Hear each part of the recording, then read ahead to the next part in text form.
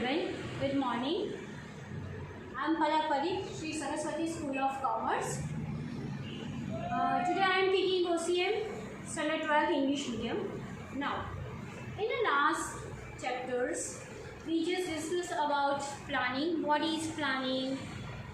What are the characteristics of planning? What are the benefits of a planning? जो मैंने last chapter में आप लोगों को समझाया था प्लानिंग. सो आप लोग तो प्लानिंग सुन के इतना परेशान हो गए होंगे. So you now start making a planning. आप लोग अपने आप से ही बोलेंगे कि भाई इतना प्लानिंग समझाते थे, नाउ चलो हम लोग भी प्लानिंग करना शुरू हो जाते हैं, right. So yes, it is very good. सुनते रहो प्लानिंग. सो आप लोग भी प्लानिंग करोगे अपने फ्यूचर के लिए, because you are in now 12th standard.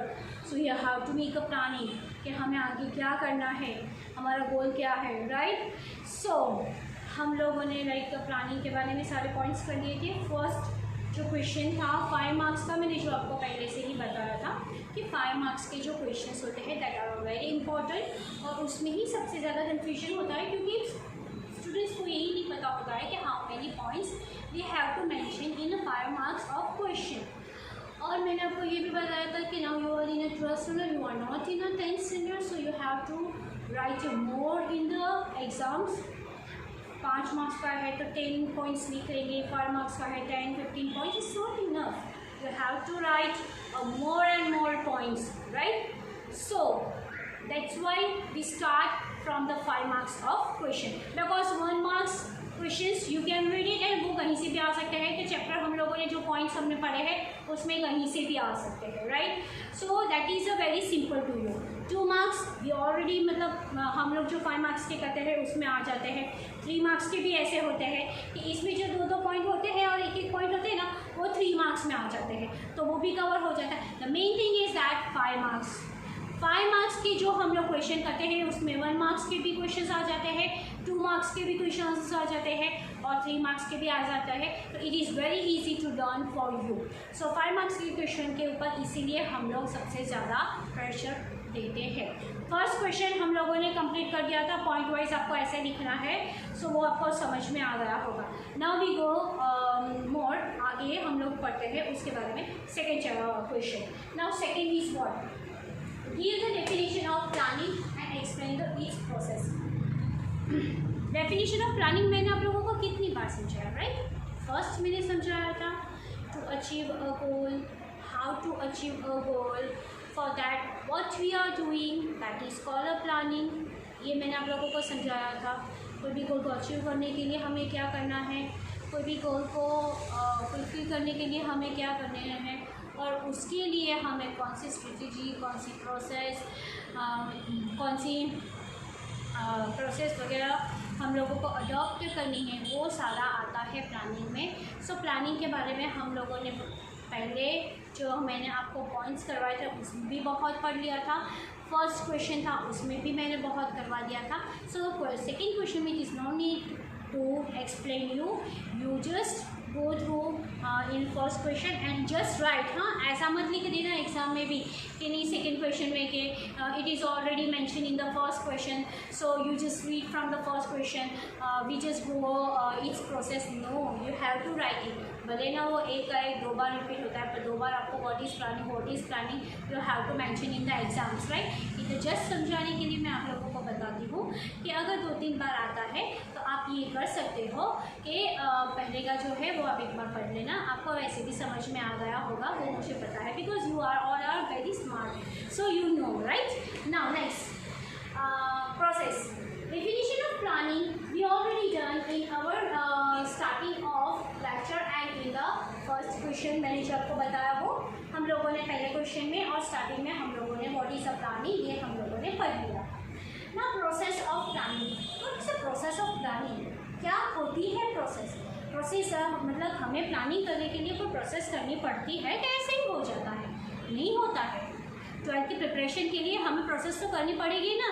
कैसे पढ़ना है? मटीरियल पहले तो सबसे पहले जो लोग बताते थे मैडम हमारे पास बुक्स नहीं है, 11th की दिवाली से ही आप लोगों को बता दिया गया था कि आप लोग बुक्स 12th की खरीद लो, राइट। सो उसके लिए आप लोगों को प्रोसेस करनी होती है, बुक्स कलेक्ट करो, बुक्स कलेक्ट करने के बाद थोड़ा पढ़ना शुरू करो, उसके बाद आप 12th में आए तो थोड़ा और पढ़ना शुरू करो, उसके बाद उसके रिलेटेड मटेरियल है वो आप लोग करो, उसके बाद उसके लिए प्रोसेस क्लास वगैरह होते हैं, टाइमिंग अवर होता है, वो सब कुछ प्लान आउट करना होता है, इतने से इतने टाइम का मेरा ये पढ़ने का टाइम होता है, ये टाइम मेरा फ्री टाइम होता है, ये सारी प्रोसेस करनी होती है, तब जाके हमारा प्लानिंग सक्सेसफुल होता है और तब जाके हम लोग 12th में अपना गोल अचीव करते हैं जो हम लोगों ने सोचा हुआ होता है वो, right. Now process of planning is intellectual process, planning is a map for future, it's an intellectual process. What is an intellectual process? It is connected to each other, right?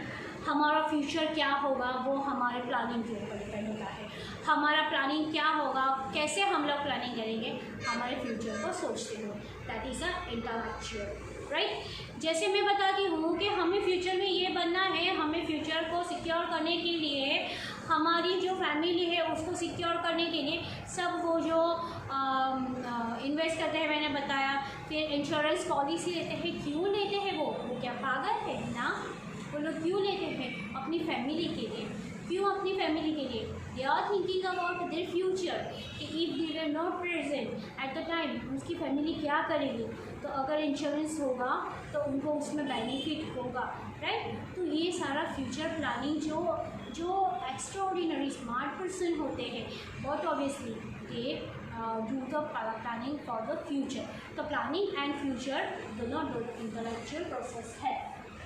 Now determination of objective, it is begin with determination. अब determination मतलब क्या है, पहले तो हमें ये देखना है कि प्लानिंग है मतलब हमारा ऑब्जेक्टिव क्या है, डिटरमाइन करना है उसको, हमारा ऑब्जेक्टिव क्या है, हमारा गोल क्या है, इंडस्ट्री है, मैन्युफैक्चरिंग है, स्कूलिंग है, क्लास है, हमारा फ्यूचर है, हमारी स्टडी है, ये सब कुछ में से हमें डिटरमाइन करना पड़ेगा कि हमें किसके लिए प्लानिंग करना है। अब हम लोगों ने ये सब के लिए प्लानिंग कर लिया, अब हमें ये डिटरमाइन करना है ये सभी के लिए जो हमने प्लानिंग किया उसमें से बेस्ट प्लानिंग कौन सा है, तो that is called a determination. For the best future best planning selector is a very good person.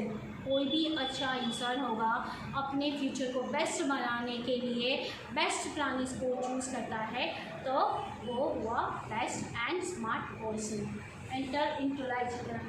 Intelligent person.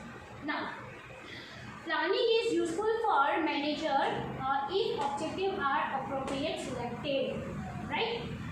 Planning क्यों किया जाता है, सी कोई भी कंपनी, कोई भी इंडस्ट्री, कोई भी फैक्ट्री, कोई भी स्कूल्स, कोई भी होगा कोई भी स्टडी सेंटर, वो सब में मेन कौन होता है, मैनेजर। मैनेजर मीन्स वॉट, जो मैनेज करता है, राइट। अगर मैं कोई का असिस्टेंट मैनेजर हूँ, इट मीन्स वॉट, मुझे ये क्लास को मैनेज करना है, व्हाट मीन्स मैनेज, मुझे क्या मैनेज करना है, तो ये क्लास इतनी स्ट्रेच है, इतनी प्रीमाइसिस है, इसमें इतनी बेंच आएगी, इसमें इतने बच्चे आएंगे ताकि सफोकेशन ना हो, साउंड सिस्टम कैसी होगी, बोर्ड कितना बड़ा होना चाहिए, और स्टूडेंट्स एंड टीचर्स कैसे कम्युनिकेट एक दूसरे के साथ आमने सामने बैठ के कर सकते हैं, तो ये सब कुछ मैनेज करना होता है। इन द इंडस्ट्री में मैनेजमेंट क्या होता है, मैनेजर जो होता है वो मैनेजमेंट करता है कि कौन कौन से ऑब्जेक्टिव है, उसको किस किस डिपार्टमेंट में डिवाइड करना होता है, और अकॉर्डिंग टू दैट डिपार्टमेंट वहाँ पे कौन कौन से लेबरर्स या कौन कौन से स्किलफुल पर्सन काम कर पाएंगे, और वो एक दूसरे के साथ कैसे इंटेलेक्चुअल एक दूसरे के साथ कैसे इंटरकनेक्ट होके काम करेंगे कि वो लोग अच्छे से गोल अचीव कर पाएंगे। तो ये सब कुछ कौन करता है, मैनेजर करता है। तो अगर मैनेजर को अच्छा प्लानिंग दिया जाए तो वो ऑब्जेक्टिव अचीव कर पाएगा, तो उसका सारा क्रेडिट किसको जाता है, मैनेजर को जाता है। क्यों, क्योंकि उसको प्लानिंग अच्छा दिया जाता है। प्लानिंग करने वाला का तो बोलते ही है कि हाँ इसका प्लानिंग बहुत अच्छा है, बट साथ में मैनेजर ने वो प्लानिंग को अप्लाई किया बहुत ही टैक्टफुली, उसे बहुत ही स्मार्टली वो ऑब्जेक्टिव को अचीव किया और उसको इम्प्लीमेंट किया, तब जाके क्या हुआ, वो गोल और ऑब्जेक्टिव कंप्लीट होगा। Now objective should be practical and intellectual. मैंने आपको जो बताया ऑब्जेक्टिव कैसा होगा, प्रैक्टिकल होगा। अगर हम लोगों ने कोई भी प्लानिंग किया होगा तो दैट इज़ अ प्रैक्टिकल। ये नहीं है तो दूसरा बनाओ, ये नहीं है तो तीसरा, ये सारे हमारे पास प्लानिंग होने चाहिए। थोड़े बहुत मॉडिफिकेशन करने होते हैं तो that is in our mind, वो हमारे माइंड में ऑलरेडी होने ही चाहिए कि अगर ये नहीं है तो इसमें थोड़ा बहुत मॉडिफाई करना है तो इसकी जगह पे हम लोग ये डाल देंगे तो इससे बेनिफिट ज़्यादा होगा। ये हमारा दिमाग में at a time at a glance आ जाना चाहिए, तभी हम लोग बेस्ट प्लानर होंगे, राइट। मैं बोलूँगी कि यार ये नहीं सूट हो रहा है तो चलो हमें कल आज घर जाके सोच लेती हूँ, फिर कल जाके बताती हूँ, that is not perfect. Planners जो होते हैं वो क्या होता है, उसके दिमाग में इतने सारे प्लानिंग्स होते हैं तो ये प्लानिंग है परफेक्ट, पर इसमें जो बीच बीच में थोड़ी गलतियाँ हैं तो उसकी जगह पे हमें कोई और डालना है तो वो हम लोग क्या करेंगे, उसको मॉडिफाई करके वो पॉइंट्स उसमें पेंसिल कर देंगे। तो वो हुआ तुरंत ही हुआ टैक्टफुली हम लोगों ने डायरेक्टली उसमें डाल दिया तो वो हुआ बेस्ट प्लानर। और प्लानिंग परफेक्ट होगा तो ऑब्जेक्टिव भी परफेक्ट होगा, सब में सेम होगा। If the planning is perfect then the objective and goal becomes very perfect. और हाँ, हम लोगों को अगर प्लानिंग को सक्सेसफुल बनाना है, हम लोगों को किसी ऑब्जेक्टिव और गोल को अचीव करना है तो प्लानिंग जो होगा उसका सिलेक्शन हमें परफेक्ट करना है। जैसे हम लोग बताते हैं कि हम लोगों को हमारे घर का जो भी है वो हम लोगों को उसमें सारा थोड़ा मॉडिफिकेशन वगैरह करना है तो हम लोग क्या करेंगे, इंटीरियर डिज़ाइनर्स को बुलाएंगे, राइट। तो ऐसा नहीं होगा कि एक ही इंटीरियर डिज़ाइनर्स आएंगे, हम लोग 2-3 लोगों का कंसल्ट करेंगे। वो लोग आएंगे वो यहाँ पे आएंगे और आने के बाद वो लोग क्या करेंगे, हमें बताएंगे कि आप ये करो, आप ये करो। उसमें से हमें जो भी प्रॉपर लगेगा उसको हम लोग अडॉप्ट करेंगे। क्या होगा कि मल्टीपल प्लानर्स हमारे पास होंगे, मल्टीपल प्लानिंग करने वाले लोग होंगे और उसमें से हमें सिलेक्ट करना है कि which one is the better for our objective. हमें हमारा बेटर होम बनाना है और उसमें बेटर इंटीरियर डिज़ाइनिंग करनी है तो कौन सा इंटीरियर डिज़ाइनर हमारे लिए बेटर होगा, that we have to decide, right. तो उसके लिए हमें उसका प्लानिंग देखना बहुत ही ज़रूरी होता है। किसी का planning if we are not adjustable और if we are not comfortable with that planning then we have to just reject that. हम लोगों को उसको रिजेक्ट करना है and adopt a second one. वो अगर हमारे लिए परफेक्ट है तो हम उसको सेकेंड वाले को सिलेक्ट कर लेंगे और हमारा गोल और जो ऑब्जेक्टिव होगा वो हम उसको सेलेक्ट कर लेंगे। Objective should be practical and intellectual. मैंने जो बताया वो कि ऑब्जेक्टिव ऑलवेज प्रैक्टिकल होगा और इंटेलेक्चुअल होगा, एक दूसरे के साथ कनेक्टेड होगा। Clarifying planning premises.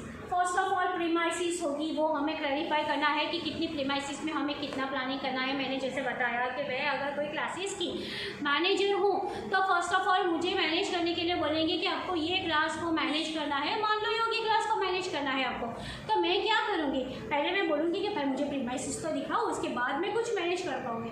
तो मैं क्लास देखने आऊँगी, क्लास देखने के बाद मेरे दिमाग में मेरा प्लानिंग शुरू हो जाएगा। इसमें इतने से इतने बच्चे बैठ पाएंगे, इतनी बैच मुझे करनी पड़ेगी, इतने टीचर आ पाएंगे,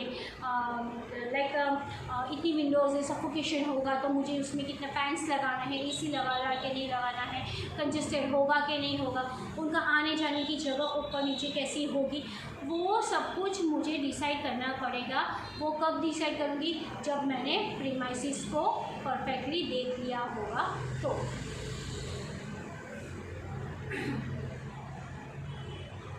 प्लानिंग क्लैरिफाई, हाँ, planning is the future plan. मैंने बताया प्लानिंग क्या है, फ्यूचर प्लान है। अगर मुझे फ्यूचर में क्या करना है तो मैंने बताया कि उसके लिए मुझे यहाँ की प्रीमाइसिस देखनी पड़ेगी और उसके बाद फ्यूचर में मैं क्लास को अच्छे से बना पाऊँगी और अच्छे से उसको मैनेज कर पाऊँगी। It is a estimate should be made for future factors। यहाँ पे फ्यूचर फ्यूचर काफ़ी सारे फैक्टर्स अफेक्ट करते हैं, जैसे फ्यूचर में हमें क्या करना है, फ्यूचर में हमारी रिक्वायरमेंट क्या होगी। शायद से बच्चे बढ़ गए तो, स्टूडेंट बढ़ गए तो उसको हम लोग कहाँ पे बैठाएंगे।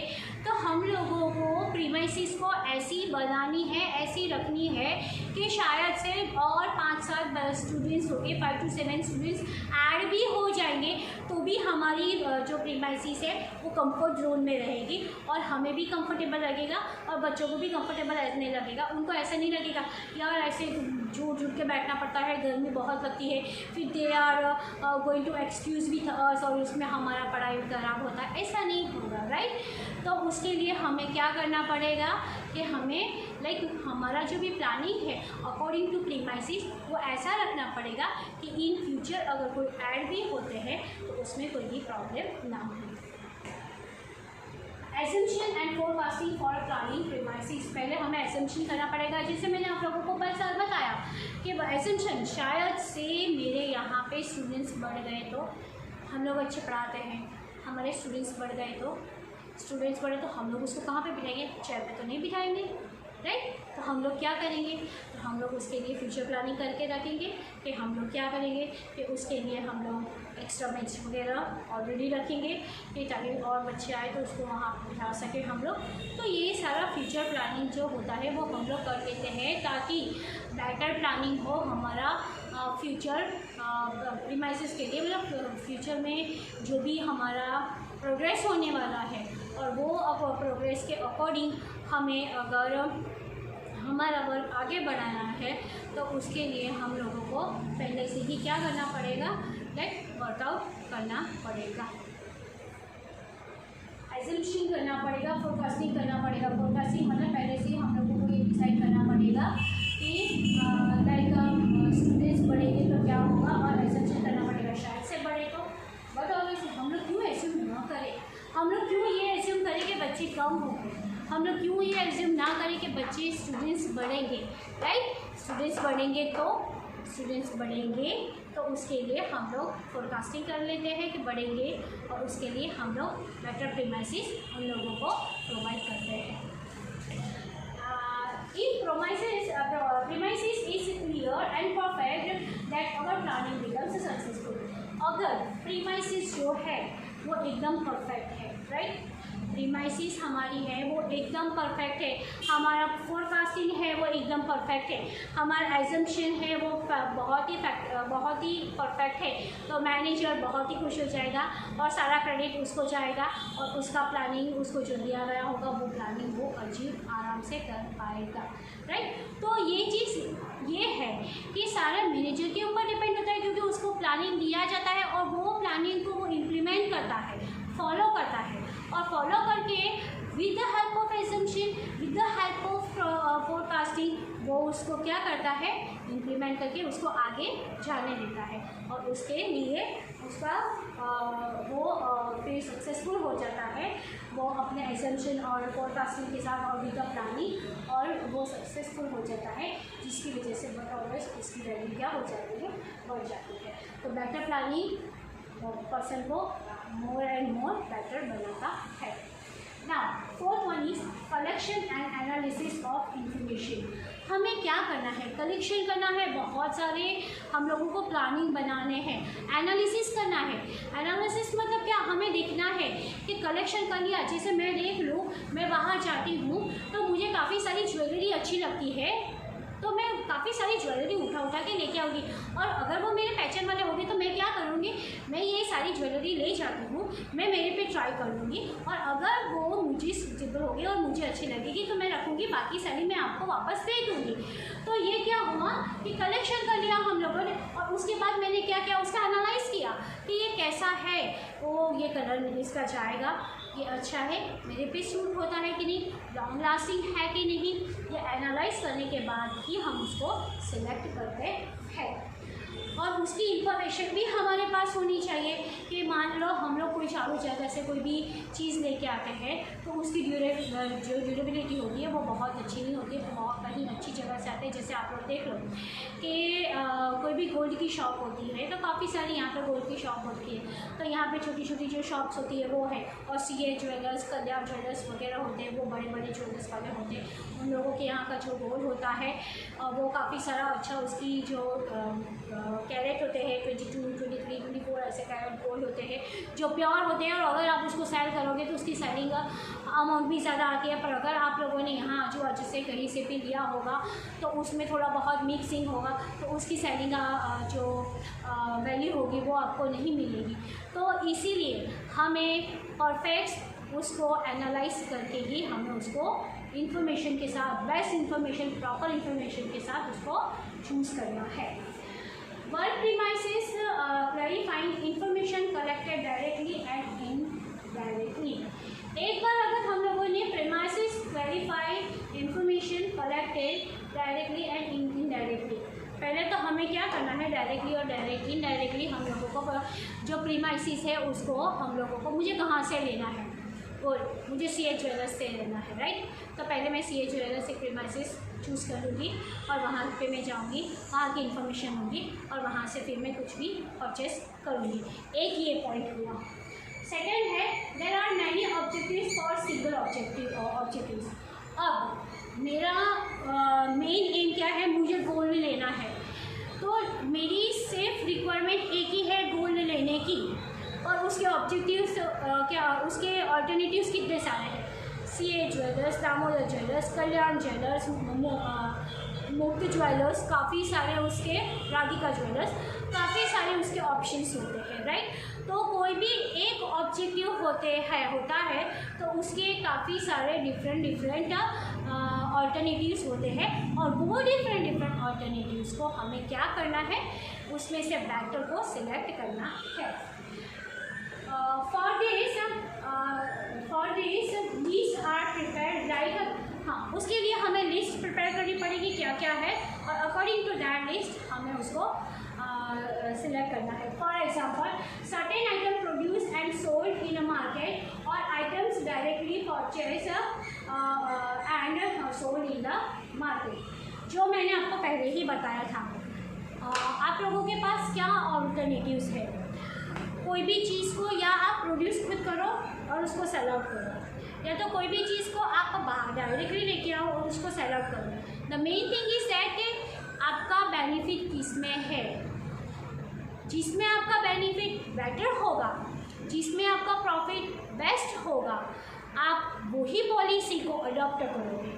अगर प्रोड्यूसिंग करके उसको सेल आउट करना है, उसमें अगर आपको ऐसा लगता है कि इसमें मेरा बेनिफिट और प्रॉफिट ज़्यादा है तो हम लोग वो करेंगे। और अगर मुझे ऐसा लगता है कि हम लोग परचेज करके हम लोग उसको डायरेक्ट सोल्ड करेंगे, उसमें प्रॉफिट और बेनिफिट ज़्यादा है, तो हम लोग वो करेंगे। तो दीज ऑल आर ऑल्टरनेटिव्स, हमारे पास ऑल्टरनेटिव है। ये हमारी स्किल होनी चाहिए कि हमें इसको सिलेक्ट करना है इसमें से कि कौन सा ऑल्टरनेटिव हमारे लिए बेस्ट है और कौन सा हमारे लिए प्रॉफिटेबल है। For this and preparation of alternative plan, अब हमें क्या करना है, प्रिपरेशन करनी है प्लान की, कि कौन से प्लान्स है और प्लान को कैसे हमें प्रिपेयर करना है, कैसे उसको बनाना है। There are many factors affecting the business to become a successful by many alternative plans.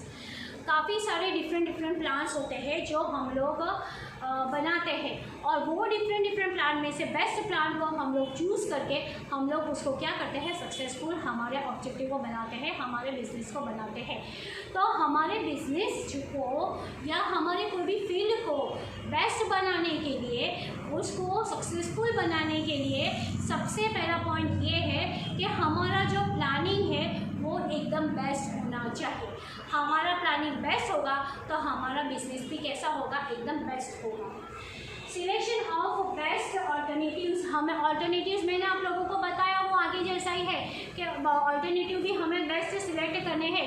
मैंने बहुत सारे प्लान बना लिए, ये प्लान सक्सेसफुल नहीं हो रहा है, इसमें प्रॉफिट मुझे नहीं कम हो रहा है, तो कोई बोलेगा भाई दूसरे जैसे हम लोग, बट ऑब्वियसली जनरली लेडीज़ की क्या होती है कि वो लोग जाती है साड़ी लेने के लिए, कपड़े लेने के लिए जाते हैं। साड़ी का ही मैं एग्जाम्पल देती हूँ, राइट। तो बोलेगी ये कलर दिखाओ, वो कलर ग्रीन कलर दिखाया उसने, ग्रीन कलर की उसने 12-15 साड़ियाँ दिखा दी, 2-3 पसंद आई, ये दोनों है अच्छी पर और दिखाओ ना, फिर उसको और 10-15 दिखाएंगे, हाँ इसमें से भी ये 2 अच्छी है पर और दिखाओ। क्यों?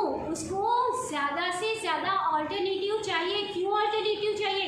ताकि उसको बेस्ट चीज़ मिले, उसको बेस्ट साड़ी मिले।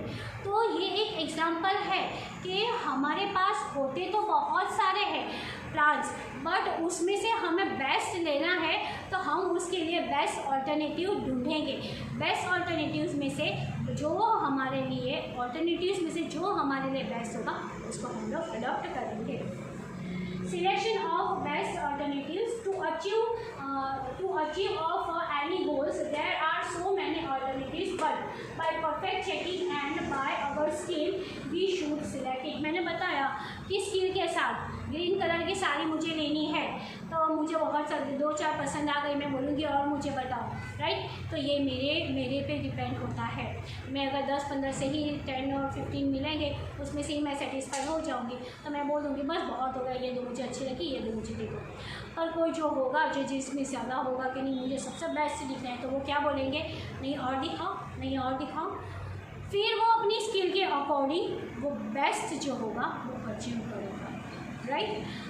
स्कूल्स वगैरह में मैनेजमेंट होते हैं, वो बोलते हैं कि कंसेप्ट वगैरह जो चलते हैं तो वो लोग बोलते हैं आप प्लानिंग लाओ, आप प्लानिंग लाओ, आप प्लानिंग लाओ। उसमें से उनको मैनेजमेंट को लगेगा ये बेस्ट प्लानिंग है, ये प्लानिंग हमारे स्कूल के लिए बहुत ही बेनिफिशियल है, इससे हमारी स्कूल को बेनिफिट होगा, उसके साथ साथ हमारे स्कूल का नाम भी रोशन होगा।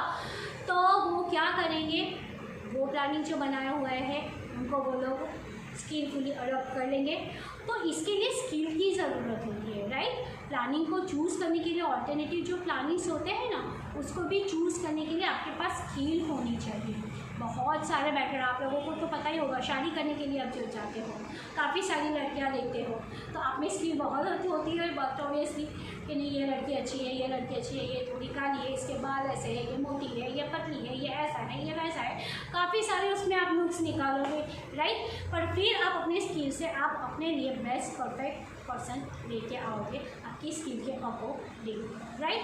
तो ये सब कुछ जो होता है वो आपकी स्किल के अकॉर्डिंग होता है। See what ever I give you example, वो मैं सब कुछ आपके परफेक्ट आपको जो हो उसके अकॉर्डिंग बनाती हूँ।